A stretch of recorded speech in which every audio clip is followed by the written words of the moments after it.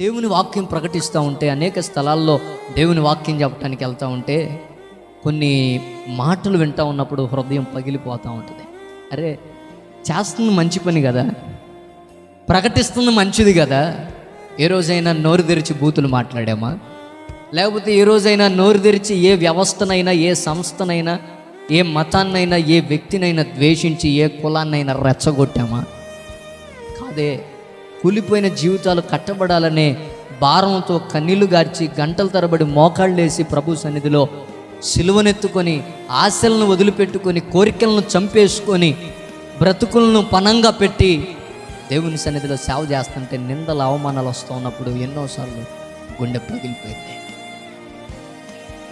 మంచి పనికి ఏమి ఎదురవుతున్నాయి చెప్పండి?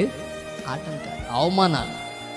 పర్లేదు, నిందించేవాడిని నిందించని, అవమానించేవాడిని అవమానించని, అపహాస్యం చేసేవాడిని అపహాస్యం చేయని, తిట్టుకునేవాడిని తిట్టుకొని, నా దేవుని బిడ్డలారా, సర్వసత్యాన్ని ప్రకటించుటకు సిద్ధ మనసునిచ్చిన దేవుడు మమ్మును ధైర్యపరచుచున్నంతకాలం ఈ సేవా పరిచర్య ఆగదు.